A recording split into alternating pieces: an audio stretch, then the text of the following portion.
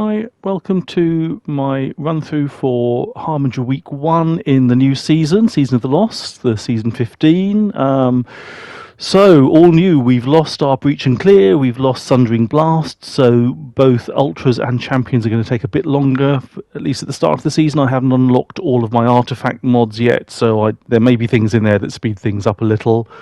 We've also got no long-range anti-barrier weapons this season. It's auto rifles, and the unstoppable weapons are sidearms and pulse rifles. I'm using sidearm because it's close range mainly. Unstoppables charge you, so they always tend to be at close range. I'm going to be farming for a farewell sidearm from last season with Vorpal weapon to see if that makes it any faster to stun them. This is week 2, so the taken boss is Ishrasek, who is a captain. Not pretty straightforward. This is probably the easiest of the weeks to do if you're looking for your flawless.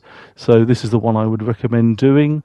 And I do use a couple of loadouts in here. The main thing is that the final boss room you will need an ad clear. So whatever you're using up to that point, then up to the survive room, you can use one super for that. I was tending to use Top Tree Void Warlock for that, but once you get to the boss room, you need an ad clear super. So I'm using Top Tree Arc Warlock with Crown of Tempests because that extends it. But you could work well with Arc Strider Hunter for this last room. Bottom Tree Solar Titan. I'm just going to show you the boss fight because the rest of it is pretty much as it was previously, except as I say, you can't shoot through because there's no long range anti-barrier. You can't shoot through the Taken Vandal's barrier anymore with a scout rifle, but otherwise exactly the same as previously.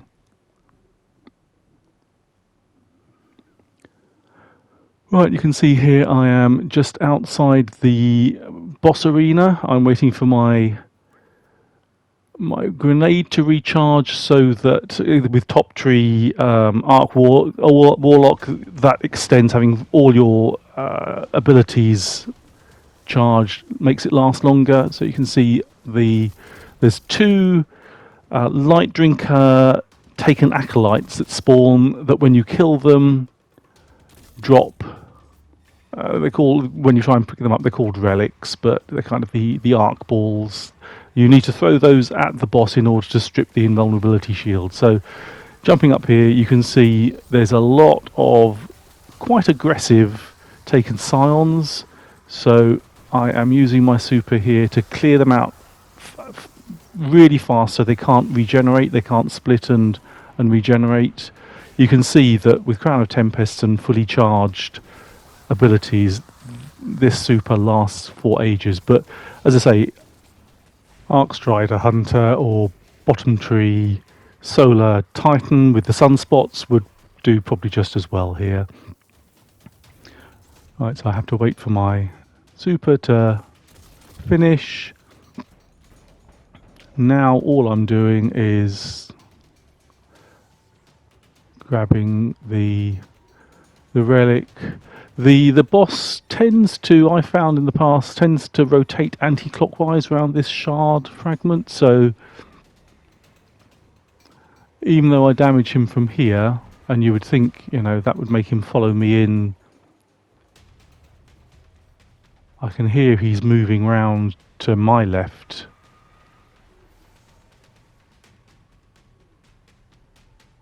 And once all of the acolytes and all the scions and the acolyte eyes are down, this is fairly easy to wander around. If they were still up, this would be a nightmare to do. 2 relics take the shield down, so you find somewhere safe. Collect your glimmer first, if you're me, to do damage. So I got Xenophage for damage, still good for boss DPS. Find somewhere where there's a kind of cover that will block. There you go. If it goes through a significant area of rock, then it won't make it through, but that blinding, 2 or 3 of those blinding rifts he throws at you will probably kill you. I think this is just me testing out to see how much damage hung jury with explosive rounds will do to the boss, and it's obviously not a lot.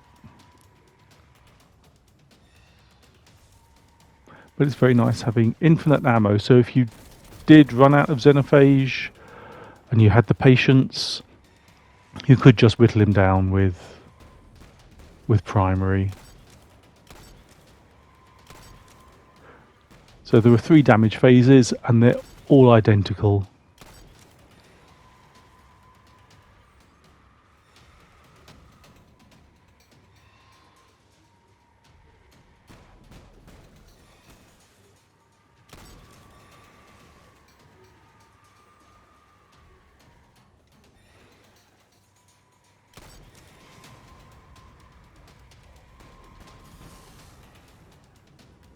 So he takes just about 40% of your health, that blinding blast.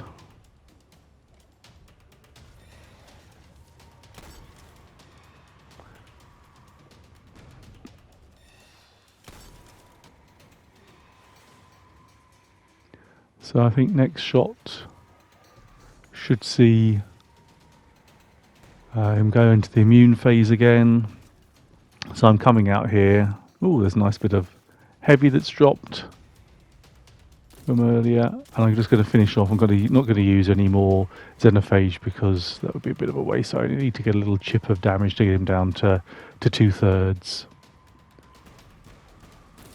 Going back out here because this is a safer area for me. As soon as I get his immune shield back up again, then as you can see on the left there, a new set of Taken spawn in.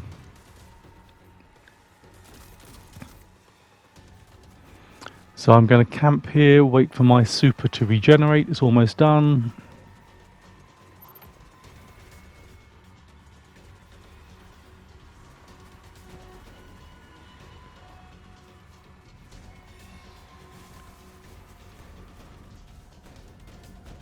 Because the boss is where he is, I was thinking about going around the back, but then I discovered there's another Taken acolyte.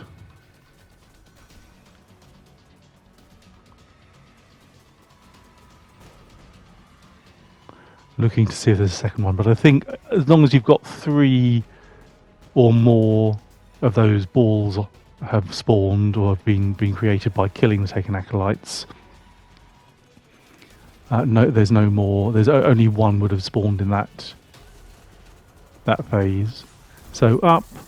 Another good thing about the top tree Stormcaller is that when you cast it, then I think I'm not sure if it's with full ability energy, or whether when you just cast it, it returns your health to full. So you can jump up towards all of the ads there. You'll take some damage, but you'll immediately go back up to full health again. And you can see I've got masses of super energy left over using the combination of Top Tree and Crown of Tempests. So I'm now going to do exactly the same thing as the previous. I'm going to grab myself the relic, run round. You see he's still rotating. I'm pretty sure that's all he does, is rotate around there counterclockwise.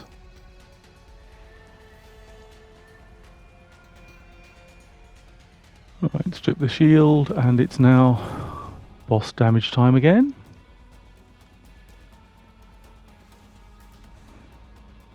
Yeah, just taking that to somewhere where it's going to be easier to grab for the next damage phase again.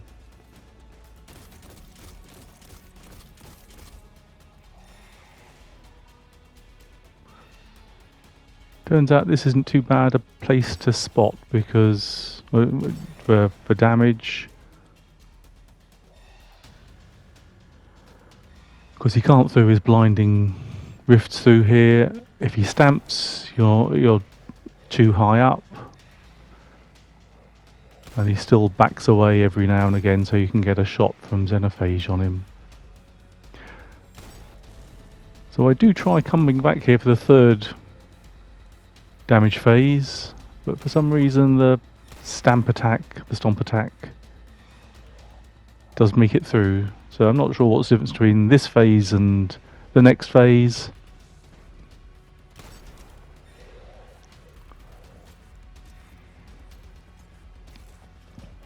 We're going to do the same thing again. Head back to the entrance,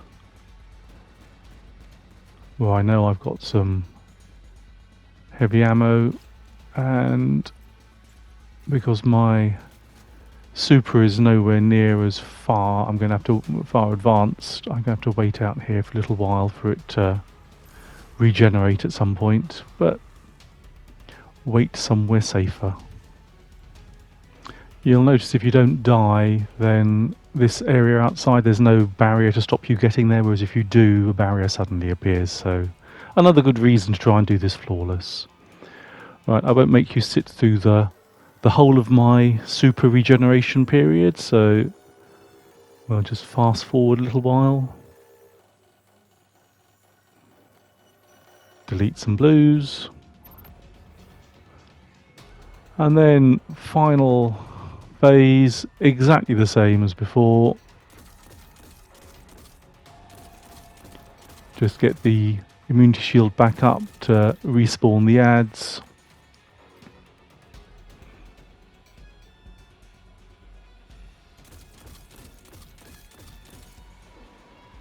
There we go.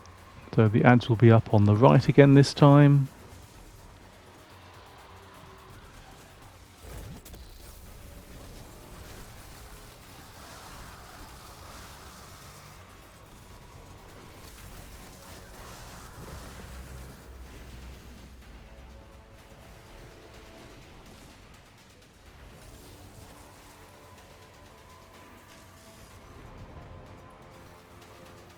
And again, it's probably overkill the amount of time that I got my super up here, but you can never be too safe. So I'm looking for that acolyte that will drop the second sphere, and he's over on the other side, handily where I took the relic from the last damage phase. So I can just head straight over there, and there's 3 that are nicely positioned alongside each other.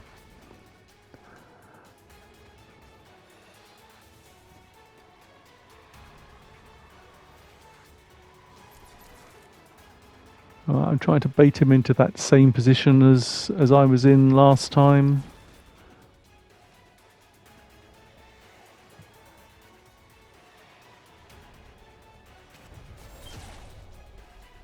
So that he can't stomp me and he can't use the blinding rift.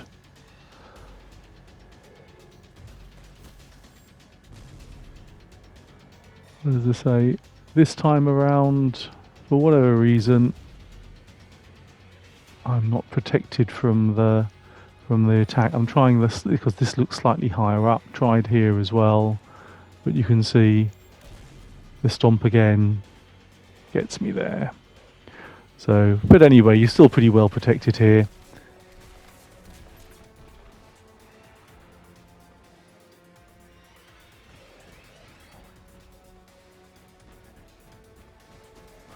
Yeah, just seeing if this does more damage, and then interesting revelation is that spawns 2 acolytes right next to you. So probably don't do that.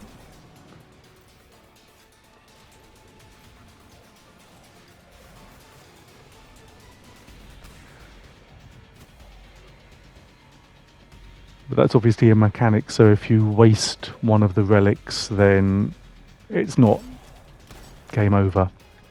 But anyway, you can see even when he is able to stomp me here and throw that lightning rift, it's still, you know, swap backwards and forwards as I'm doing here, and he goes down pretty easily.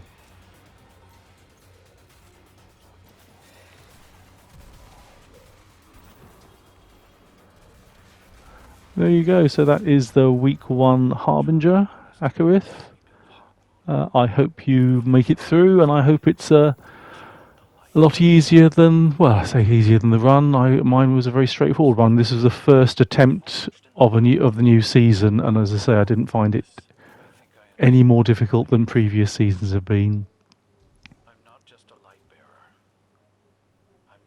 So just to show you, I was using that, and that's the Hawkmoon I got. Yeah, that's not going to last.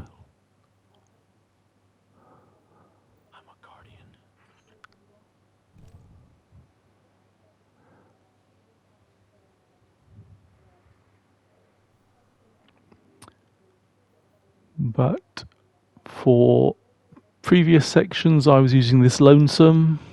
Not for any particular reason, just it's a sidearm. I was using Ikelos, but I didn't actually use that in the final room, but I used that alongside the various flavours of Scout Rifle for the initial entrance and the killing the emissaries, Xenophage throughout for boss damage, Crown of Tempests, but I was only using that obviously with Top Tree Stormcaller. Most of the time I was using the Philomath cover.